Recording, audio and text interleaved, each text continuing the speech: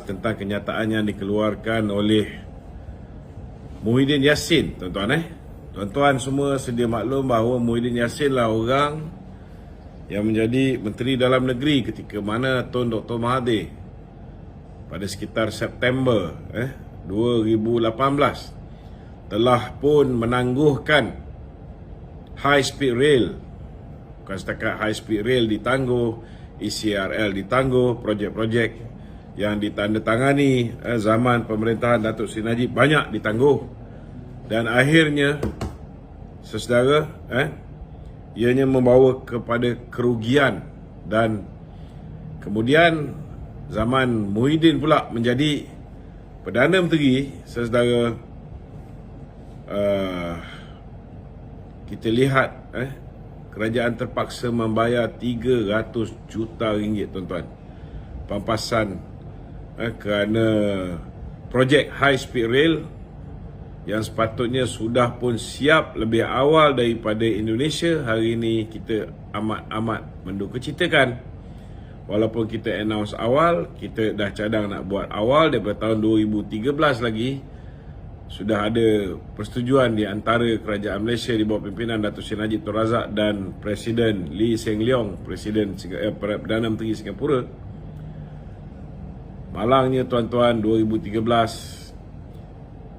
bila benda ni di-initiate ataupun diusahakan, 2018 ditangguhkan, 2020 secara tak langsung ianya telah tamat, telah ditunda.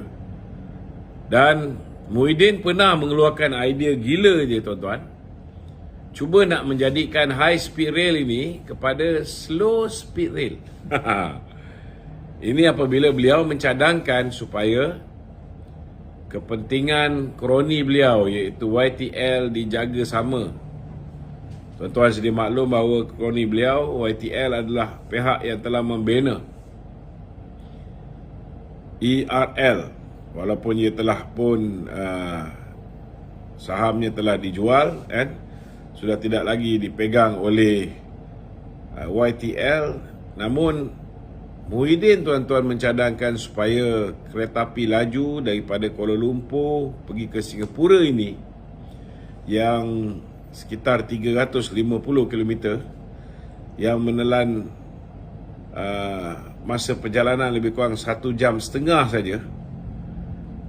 Muhyiddin mencadangkan supaya ianya bertukar menjadi low speed rail, bila mana ia mencadangkan daripada daripada Singapura pergi ke KLIA menggunakan high speed rail, daripada KLIA pergi menggunakan ERL yang dibina oleh YTL ini dengan slow pace, ataupun dengan kelajuan yang perlahan, tuan-tuan. Saya harap kerajaan Malaysia tak perlulah mengindahkan kenyataan bodoh yang dikeluarkan oleh Muhyiddin ini, saudara. Dan sekaligus janganlah sampai kita buat kegilaan yang nak dicadangkan oleh Muhyiddin Yassin dengan menjadikan high speed rail kepada high speed slow rail, ataupun slow speed rail. Jangan sampai kita jadi macam tu. Cukuplah kebodohan zaman 18 bulan Muhyiddin menjadi Perdana Menteri. Tidak ada Perdana Menteri yang bagi saya lah dalam negara ni lebih parah daripada Muhyiddin. Walaupun Mahathir tu kita tahu banyak membawa kepada kerosakan, tetapi kerosakan yang dibawa oleh Muhyiddin masih lagi mendapat tempat pertama berbanding dengan kerosakan yang dibawa oleh Mahathir Mohamad. Jadi malam ni kita akan kupas isu ni. Saudara yang ada sebarang pertanyaan, bolehlah ajukan pertanyaan di nombor WhatsApp kita 01 ataupun boleh tanya di ruangan komen, ataupun tuan-tuan boleh kudara secara live di TikTok saya, Datuk Lokman Adam. 019 WhatsApp boleh WhatsApp di talian 019 481 481 9495. Okey, silakan. Okey Tok, kita masih lagi dengan topik HSR ni Tok kan. Muhyiddin dalam sidang parlimen dia ada bertanyakan soal status projek ni kepada Menteri Pengangkutan Anthony Loke ni Tok. Okey. So Tok rasa apa sebenarnya dia punya orang kata niat dia bertanya berkenaan dengan soalan ni? Bagi saya satu je, niat dia ialah dia mengharapkan supaya idea bodoh dia ni diteruskan oleh kerajaan baru ni, kan? Bagi saya ianya tak masuk akal sama sekali apa yang dicadangkan oleh Muhyiddin. Zaman dia memerintah pun akhirnya benda tu tidak menjadi realiti, kerana saya rasa cabinet minister zaman dia pun merasakan idea tu idea bodoh, kan? So sewajarnya lah kita di bawah kerajaan perpaduan ini tidak perlu mengindahkan cadangan-cadangan yang karut marut. Saya tak tahu apa kepentingan dia dengan YTL. Kita tahu dulu dia banyak juga bagi projek pada YTL ini. Tetapi sekarang ni YTL sudah tidak lagi memiliki ERL ini. Mungkin tidak lagi menjadi majority shareholder. So saya tak nampak kenapa beliau beria sangat nak tahu pasal high speed rail, sedangkan zaman beliau memerintah ketika dia menjadi Menteri Dalam Negeri kepada Tun Dr. Mahathir, ketika itu dia boleh bagi pandangan supaya Azmin tidak menangguhkan pada September 2018. Dia juga boleh bagi pandangan pada Tun Dr. Mahathir. Dia tidak berbuat demikian. Ketika dia menjadi Perdana Menteri, dia juga boleh memberi pandangan, tetapi dia memberikan pandangan yang sangat dangkal, sangat buruk, iaitu dengan mencadangkan supaya high speed rail daripada Singapura berhenti di KLIA dan daripada KLIA naik ERL. Kemudian bila Ismail Sabri menjadi Perdana Menteri, beliau adalah juga merupakan penasihat ekonomi, Majlis Tindakan Ekonomi, penasihat Majlis Pemulihan. Bukan setakat ekonomi je, pulihkan negara ni diletak di tangan dia. Itu yang tak boleh pulih tu. Dia pun tak pulih daripada kegilaan dia. Masih lagi membawa idea-idea gila ni. Jadi bagi saya, YB Anthony Loke tak payah bazir masa melayan apa yang telah pun ditanya oleh Muhyiddin Yassin, kerana zaman dia memerintah pun dia tak buat, kan? Dan malah dia cuba nak melencongkan high speed rail tu ke KLIA. Ini dia realiti dia, tuan-tuan. Saya nak beritahu apa kerugian yang telah dihadapi oleh kerajaan Malaysia. Pertama sekali kita tengok kerugian akibat daripada silap percaturan 2018. Akibat daripada silap memilih, kita telah kehilangan sebuah kerajaan yang banyak membawa pembangunan kepada negara ni. Dan kalau tidak ada gangguan, sudah pasti high speed rail kita boleh siap lebih cepat daripada high speed rail Indonesia, daripada Jakarta ke Bandung. Tetapi hari ini kita lihat high speed rail daripada Jakarta ke Bandung sudah siap dan sukar untuk naik. Sebab apa? Kalau pergi Jakarta ni nak tempah tiket daripada Jakarta ke Bandung tu dah tak ada dah, tuan-tuan. Tiket tu dah habis. Tak tahulah berapa lama waiting list untuk dapat naik high speed rail daripada Jakarta ke Bandung. Keduanya, kerugian dari segi ekonomi akibat daripada tindakan bodoh Mahathir dan juga Muhyiddin ni, tuan-tuan. Apa kelebihan dia? Saya nak beritahu tuan-tuan. ECRL, One Belt One Road, rangkaian kereta api daripada China yang melalui Kelantan, Terengganu, Kemaman sampai ke Port Klang, boleh membawa pertumbuhan ekonomi negara sekitar 1.5%. 2018 2017 saudara, kita punya pertumbuhan ekonomi kita nombor 3 terbaik di dunia, 5.9% pada ketika itu. Maknanya kalau tambah 1.5%, kita akan ada lebih kurang 7.4%, 7.4%. Sangat tinggi tuan-tuan. Sama juga dengan high speed rail Singapura ni saudara. Bila kita baru merancang saja, harga tanah di penghujung high speed rail di belah Singapura ni melambung tinggi. Kita dengan mentaliti rakyat Malaysia yang tak berapa cerdik ni, sibuk mempertikaikan tentang kenapa 1MDB dapat tanah di TUDM Sungai Besi. Dia langsung tak fikir bahawa TUDM Sungai Besi ni dah tak selamat untuk menjadi penggalan tentera, dah tak selamat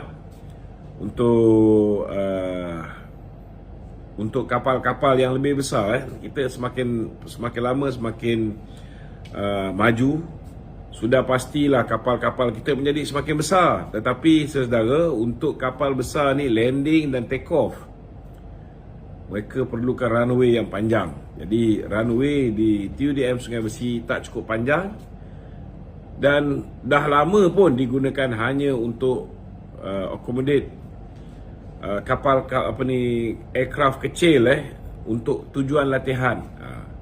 Apa dipanggil gliding tu, paragliding. Itu paragliding ni yang kipas belakang tu. Glider glider kan. Glider tu.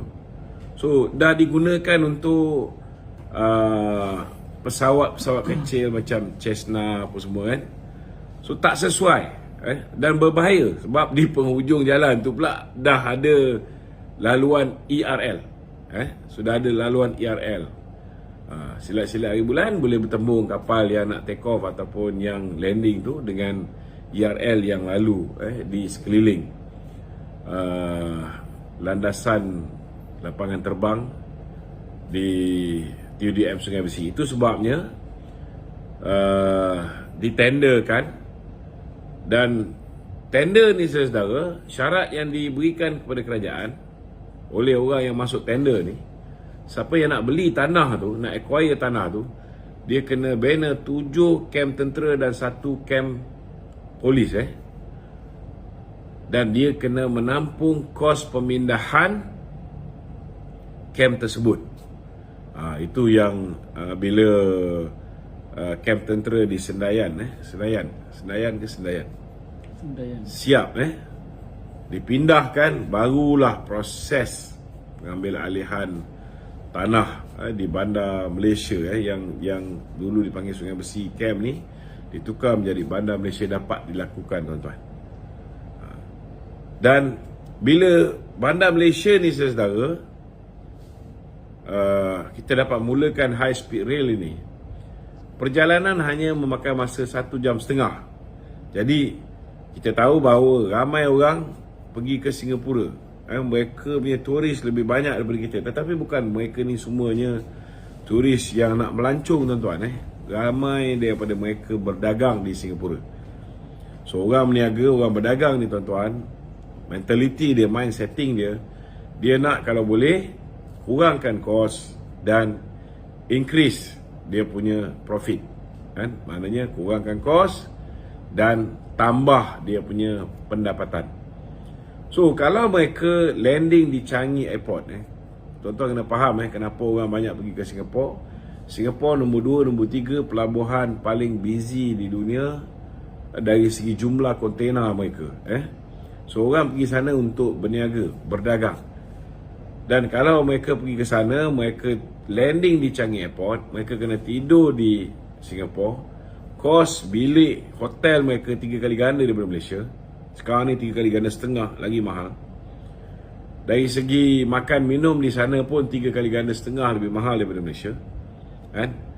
Barang-barang kalau nak shopping sebelum balik tu pun kebanyakannya lebih mahal daripada Malaysia, kecuali barang elektronik. Jadi itu sebabnya bila ada high speed rail ini tuan-tuan, orang tak perlu lagi landing di Changi Airport di Singapura untuk berurusan di Singapura. Mereka boleh landing di KLIA, tidur di Kuala Lumpur, lebih murah. Mereka boleh makan, tak kira Jalan Alor ke Petaling Street ke, kita ada macam-macam jenis makanan di Kuala Lumpur ni, lebih murah kan. Dan kalau pun nak beli barang elektronik, mereka boleh beli di Singapura. Bila mereka pergi ke Singapura, pukul 8 pagi mereka bertolak, pukul 9.30 mereka sampai, pukul 10 mereka meeting, 5.30 mereka boleh balik kerja. Mereka boleh shopping, beli telefon ke, beli barang-barang elektronik di Singapura. Kemudian mereka boleh membeli belah di Kuala Lumpur. Kita ada Pavilion, kita ada Fahrenheit, kita ada Star Hill, kita ada Mid Valley, macam-macam pusat membeli belah, tuan-tuan. Jadi yang kita rugi akibat daripada penangguhan high speed rail ini bukan setakat 300 juta papasan yang kita bayar pada Singapura, tetapi pertumbuhan ekonomi yang hilang, peluang rakyat tempatan untuk menjual tanah-tanah dia untuk membina lebih banyak hotel-hotel, lebih banyak restoran, kan? Peluang pekerjaan di hotel yang hilang, peluang pekerjaan di restoran-restoran, di industri kecil sederhana yang hilang, kan? Kemudian peluang kontraktor-kontraktor untuk membina hotel, peluang untuk kilang-kilang perabot untuk membekalkan perabot-perabot di hotel-hotel, di restoran-restoran, kan? Dan macam-macam lagi peluang lainnya hilang, tuan-tuan, yang sebenarnya boleh memangkin kepada pertumbuhan ekonomi Malaysia. Kalau tak sampai 1.5% pun, mungkin 1 ataupun 1.2% tambahan akibat daripada pelaksanaan high speed rail. Dan ini saudara hilang apabila kita telah memberi peluang kepada dua manusia yang telah menjahanamkan negara kita, iaitu Mahathir Mohamad dan juga Muhyiddin Yassin. Jadi saya rasa cukuplah untuk saya bicara soal high speed rail ni. Saya harap sangat kerajaan Malaysia jangan indahkan apa yang manusia bernama Muhyiddin ni nak cakap tentang high speed rail, kerana dialah yang telah membawa kerosakan dan kehilangan peluang untuk pertumbuhan ekonomi negara kita akibat daripada pembatalan penangguhan high speed rail zaman beliau berada di dalam kerajaan Malaysia. Okey, silakan. Soalan lain. Last boleh? Ya, silakan. High speed rail kerajaan terpaksa membayar pampasan 310 juta kepada Singapura, kan tu kan. Kalaulah high speed rail ni ingin diteruskan, mungkin ianya bakal memakan belanja besar bagi pihak kerajaan tu. Malaysia sekarang ni sedang menanti segala dapatan daripada Singapura. Malaysia juga membuka peluang kepada syarikat swasta untuk mengendalikan projek ni. Kerajaan masih dalam proses menilai proposal-proposal yang telah pun disubmit oleh banyak syarikat. Projek fasa pertama daripada KL ke Singapura, dan kalau okey, fasa pertama KL Singapura ni, daripada KL ini mungkin akan terus ke Thailand, mungkin sampai ke Bangkok. Ini satu benda yang bagi saya sangat menarik untuk kita nantikan, dan kita haraplah cukuplah dengan apa kerosakan yang dibawa zaman Mahathir dengan Muhyiddin ni. Kita harap zaman Perdana Menteri Datuk Seri Anwar Ibrahim, benda-benda baik ni, saya tahu bahawa ini sebahagian daripada projek mega, tetapi tak semua projek mega ni kerajaan kena keluar duit. Kita boleh guna kaedah PFI, ataupun kita boleh bagi konsesi kepada syarikat-syarikat yang sanggup untuk membina high speed rail ni. Kemudian kita bagilah tempoh berapa lama untuk mereka collect hasil daripada pengoperasian high speed rail ni. Yang penting ianya akan membangunkan bandar-bandar di sepanjang perjalanan, Laluan. sepanjang laluan. Kita tengoklah bila ada lebuh raya utara selatan, bila ada kereta api Tanah Melayu daripada selatan tanah air sampai ke Padang Besar, kita lihat bandar-bandar utama yang dilalui. Kita lihat Johor Bahru, kita lihat Melaka, kita lihat apa ni, Perak, Ipoh, Georgetown, Kuala Lumpur, Seremban, di mana ada laluan kereta api, di mana ada laluan lebuh raya utara selatan. Kita lihat bandar-bandar ni, tuan-tuan, lebih pesat membangun berbanding dengan bandar-bandar di pantai timur. Tu nak buat macam mana? Korang sendiri yang telah memangkah puak-puak badi gosong ni, kan? Kalau tidak, hari ni kita lihat bandar-bandar seperti Kota Baru, bandar-bandar seperti Kuala Terengganu, Kemaman, Kuantan sudah pasti akan lebih pesat berbanding dengan sekarang. Tak apalah, it's better late than never. Saya yakin Yang Amat Berhormat Perdana Menteri ni dia tahulah apa nak buat, InsyaAllah. Okey, kita ada soalan daripada okey, layan dulu tak apa. Pokok Sena, bolehlah kita layan sikit. Okey, Pokok Sena, Assalamualaikum.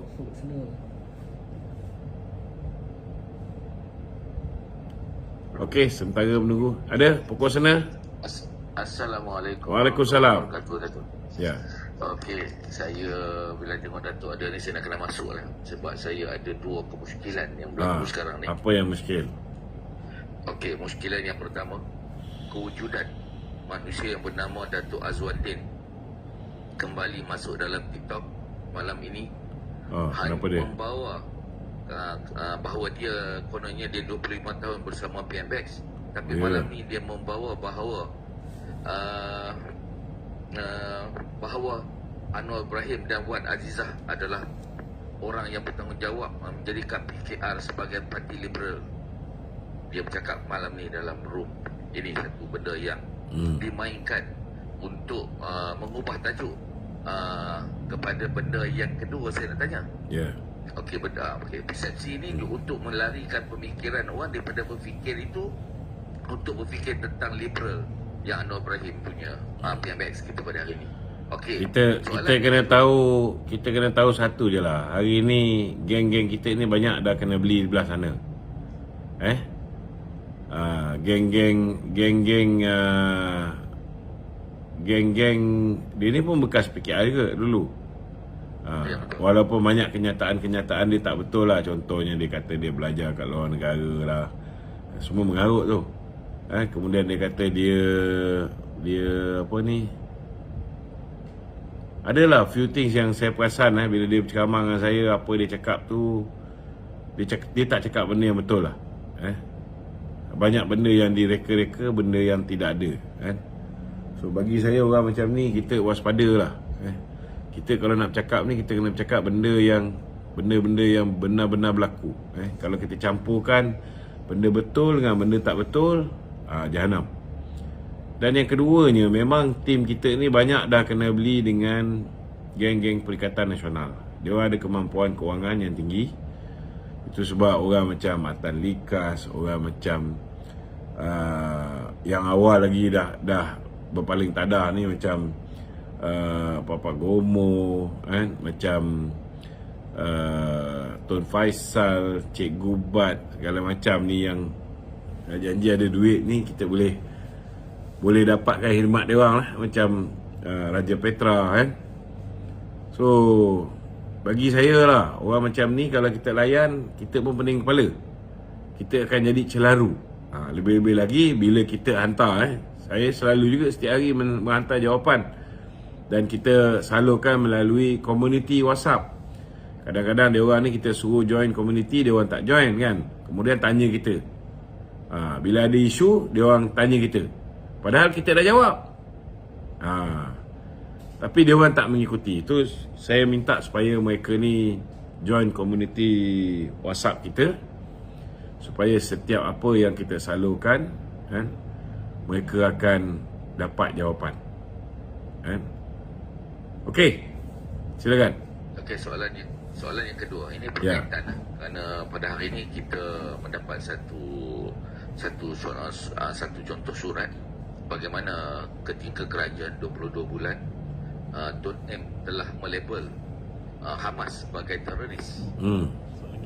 Dalam surat yang terpampang tu, itu merupakan, saya nampak bila kita mainkan isu ini, mereka cuba mengubah apa yang boleh dibuat oleh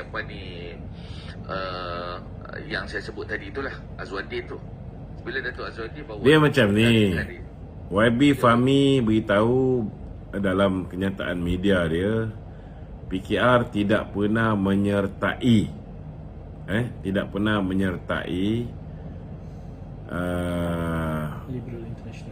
Liberal International yang telah meletakkan logo PKR dalam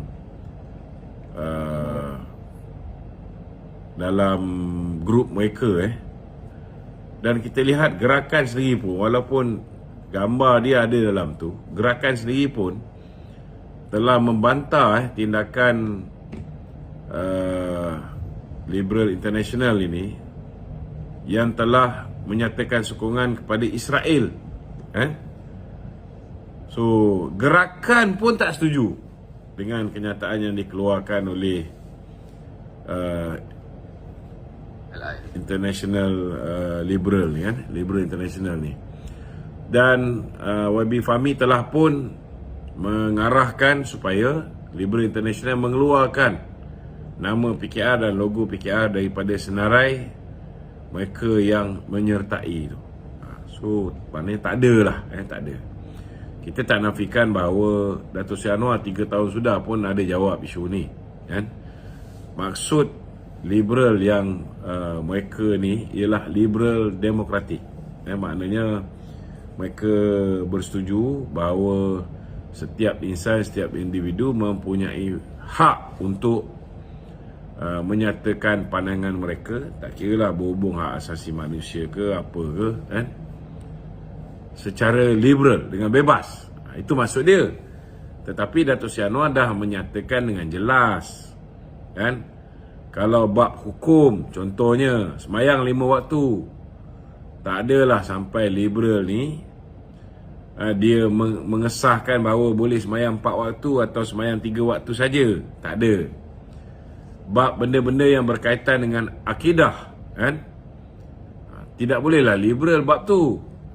Ini apa yang telah pun diperjelaskan oleh Dato' Seri Anwar. Jadi hari ini YB Fahmi telah pun meminta supaya Liberal International mengeluarkan nama PKR tu, kerana PKR dan kerajaan pimpinan Dato' Seri Anwar Ibrahim konsisten kita mengecam Israel daripada dulu, kan, sampai sekarang. Dan perjuangan Dato' Seri Anwar membela Palestin ni tahun 1980-an lagi dia dah diangkat menjadi anak angkat kepada Palestin oleh Presiden Yasir Arafat. Bukan barulah perjuangan dia.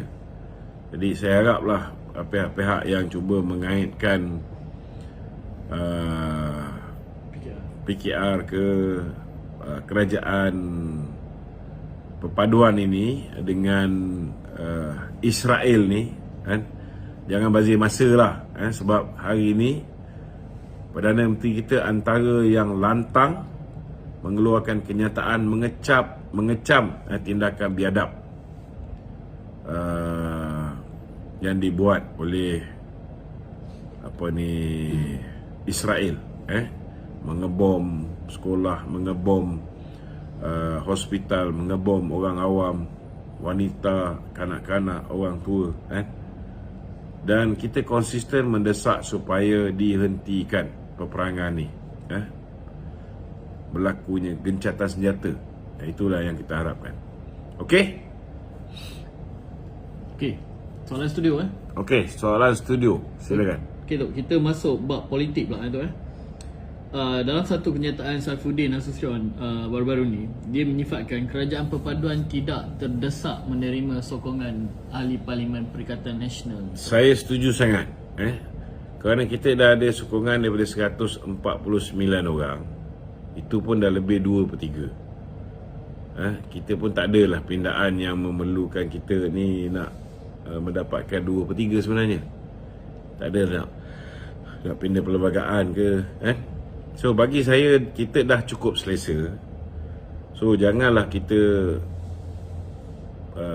mengambil langkah menerima lebih banyak lagi geng-geng yang nak melompat sokongan ni. Nak lompat parti tak boleh.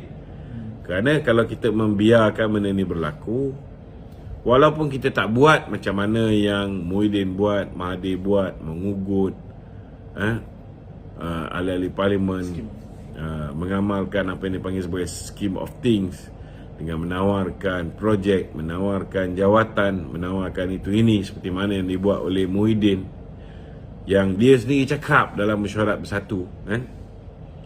So jangan sampai kita dikatakan sama seperti Muhyiddin. Biarlah ada seorang manusia yang korup dalam Malaysia ni, jangan ditambah, dan biarlah persepsi bahawa scheme of thing itu, persepsi itu dekat dengan Muhyiddin.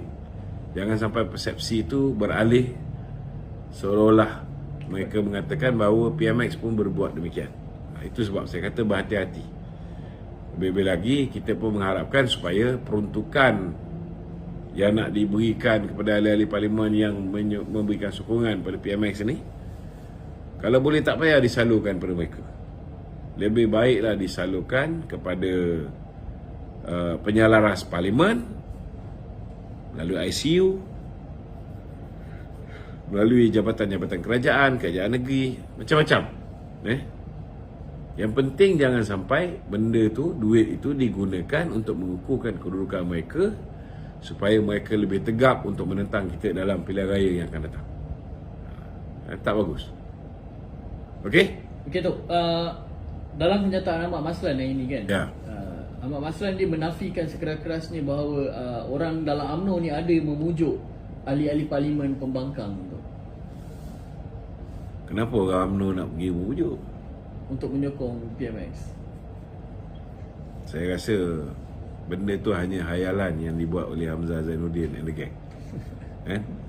Sebab dia masih tengiang-ngiang, dia dulu kena ugut sampai dia lompat bersama dengan Latif Ahmad, bersama dengan Tasik Gulugu dulu,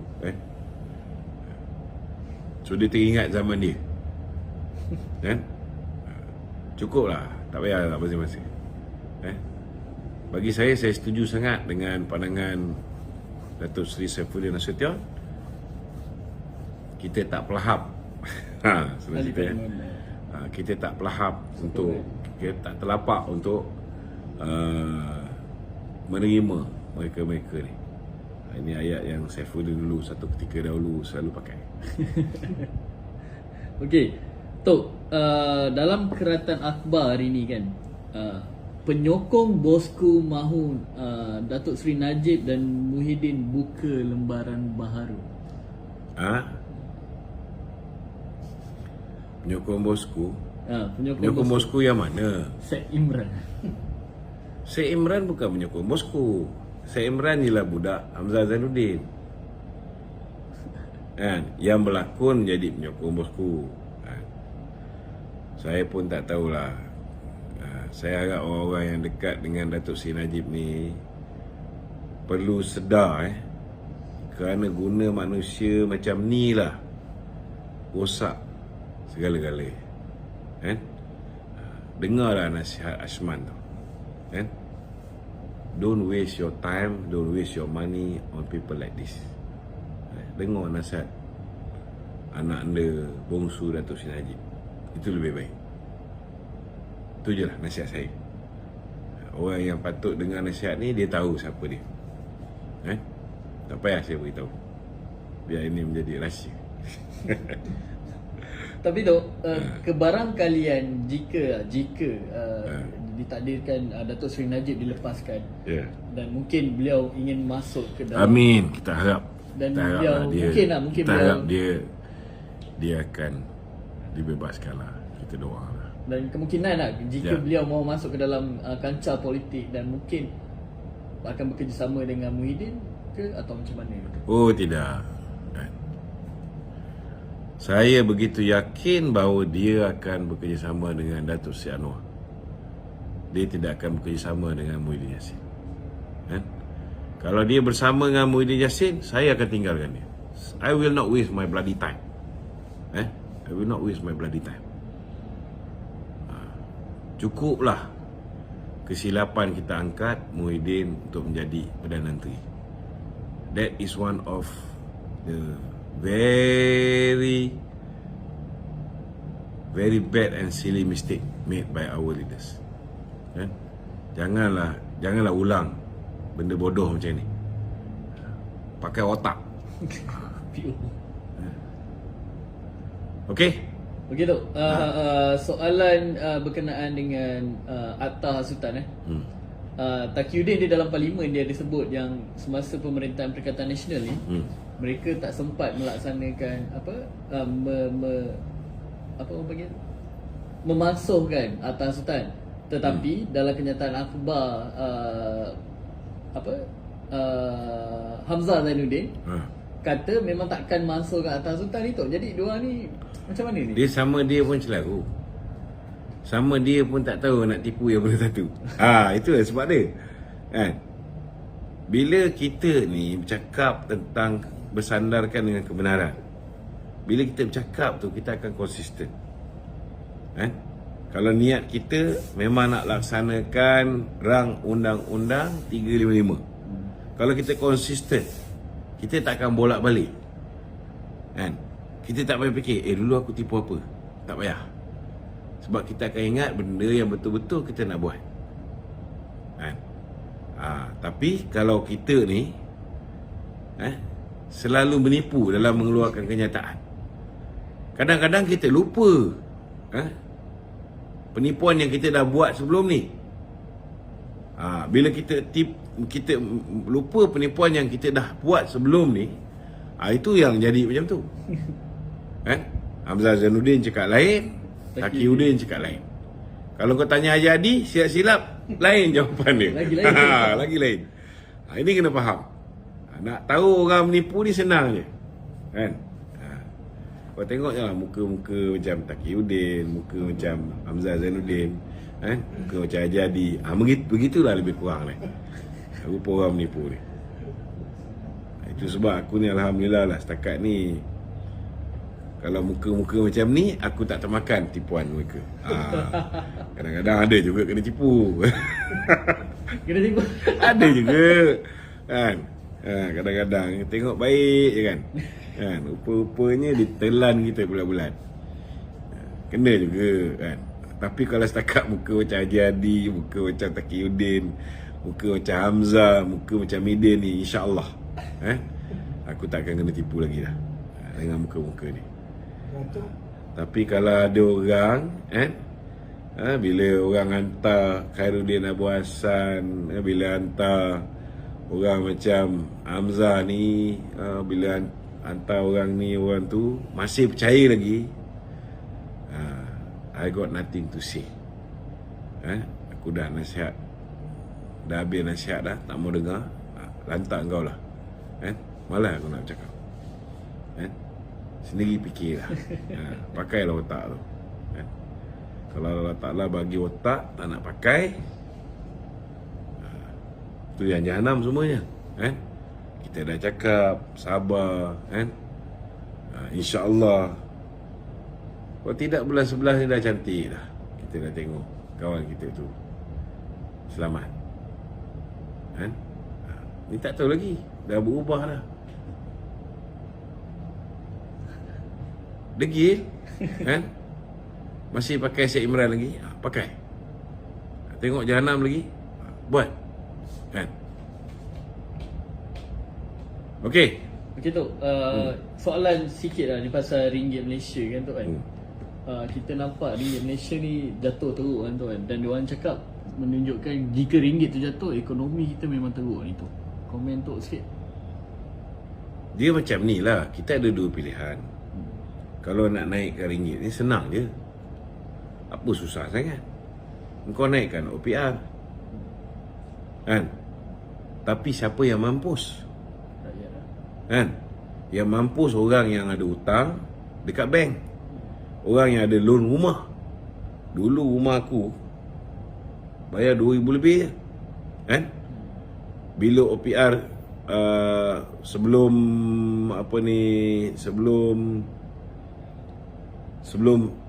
COVID, rumah 3,000 lebih. Masa pandemik berlaku, OPR turun, tinggal 1.25 tu, kita bayar 2,600 je. Hari ni dah 3,400. Kau nak suruh lawan dengan Amerika? Boleh. Naikkan OPR 5.5. Tambah lagi 5.55. Berapa ramai orang Amerika, investor-investor luar ni semua akan letak duit kat Malaysia. Sekarang we have a very stable government. Dia yakin dengan kita punya negara. Dia orang akan ready untuk letak duit, simpan kat negara kita. Sebab negara kita stable. Tak macam dulu. Satu penggal boleh ada 3-4 orang Perdana Menteri. 3 Perdana Menteri. Undi sekali dapat 3. Sekarang Alhamdulillah dah ada 2/3 majoriti. Tapi siapa yang merana? Orang yang nak bayar pinjaman bank rakyat masa kahwin. Orang yang pinjam duit dengan bank rakyat untuk loan personal peribadi. Orang yang nak mulakan perniagaan, pinjam duit bank rakyat, personal loan. Mampus kalau kita naikkan OPR ni. Interest rate tinggi. Hari ni Malaysia ni beruntung. Apa tu? Soalan baik soalan. Sekejap je. Hari ni Malaysia punya untung. Contohnya sekarang ni. Kalau kau pinjam duit dengan marah umpamanya. Kau pinjam duit dengan marah. Contoh. Interest 2%. Kau ambil duit marah, kau simpan je duit dalam bank. Letak FD. Interest 4%. 2% kau untung. Betul tak? Betul. Tapi kalau kau nak supaya ringgit Malaysia ni lebih kukuh daripada US dollar, siapa yang dapat manfaat? Yang mendapat manfaat ialah orang yang ada urus niaga membeli produk-produk menggunakan US dollar. Siapa yang beli spare part dengan menggunakan US dollar? Memanglah spare part dia kena beli dengan harga yang lebih mahal. So, kau tengoklah Malaysia, kita punya kejatuhan nilai ringgit berbanding dengan US dollar lebih kurang 7%. So kau belilah spare part daripada Jepun. Jepun dia punya kejatuhan dia 16%. Daripada kau pergi import kereta daripada UK, now is the best time kau import kereta daripada Jepun. Kau dapat lebih murah harga. Kena bijak lah. Tapi berapa orang yang beli barang import? Rakyat biasa banyak tak beli barang import ni? Ada juga, tapi tak banyak. Berbanding dengan orang kaya, yang Datuk Seri Anwar kata maha kaya. Dia orang ni lah. Dia orang berniaga dan sebagainya. Spare part barang-barang ni banyak menggunakan barang import. Mereka akan terkesan bila ringgit kurang nilai dia. Ringgit dia punya nilai dia berbanding US dollar kurang. So you got to pay more untuk beli barang-barang menggunakan US dollar ni. Tapi kerajaan kena buat pilihan. Nak rakyat merana berhadapan dengan OPR yang tinggi, interest bank yang tinggi, ataupun nak ringgit Malaysia kukuh. Ringgit Malaysia kukuh tak bererti ekonomi kukuh. Hari ni kita lihat banyak indeks prestasi ekonomi Malaysia, perbandingan ringgit Malaysia dengan US dollar memang tak menentukan ukuran kedudukan ekonomi kita. Kadar inflasi kita, saya beri contoh terendah sekarang ni kalau banding dengan zaman bulan 8 Ismail Sabri tahun lepas. Kita punya kadar inflasi begitu tinggi. Ogos the worst. Tapi turun setiap bulan semenjak Datuk Seri Anwar ambil alih ni. Sekarang kita punya kadar inflasi 1.9%. Kan? OPR masih kekal 3%. Unjuran ekonomi kita, kalau kita lihat kita punya unjuran ekonomi kita pun meningkat dalam keadaan yang cukup baik, meningkat 4 hingga 5%, malah kita punya defisit fiskal kita hanya 4.3% berbanding dengan sasaran awal kita lebih kurang dalam 5%. So benda ni, ini juga menunjukkan bahawa Malaysia ni dari segi prestasi ekonomi kita berada di landasan yang betul. Tapi ada juga banyak faedah lain yang menguntungkan rakyat kita. Bila barang kita ni murah di pasaran dunia, kalau kekal harga sama, maka orang yang ekspor barang keluar, dia collect duit lebih. Sebab dia jual dengan US dollar, dia collect duit lebih. Tetapi kalau misalnya mereka nak barang-barang kita ni lebih kompetitif, mereka boleh je turunkan harga barang. Betul tak? So kalau ada dua produk yang berkualiti daripada Malaysia dengan kualiti sederhana daripada negara lain, orang akan pilih produk Malaysia. Dan jangan lupa juga, Malaysia ni antara destinasi pelancongan yang bagi saya lah cukup baik. Kita kalau nak makan angin pun, mana kita pergi? Kita pergi Jakarta. Sebab apa? Kita boleh jadi jutawan di sana. Kita ada kemampuan untuk berbelanja. Betul tak? RM1,300 lebih kurang. Kan? Kalau kita nak pergi jauh sikit, mungkin kita pergi ke Thailand.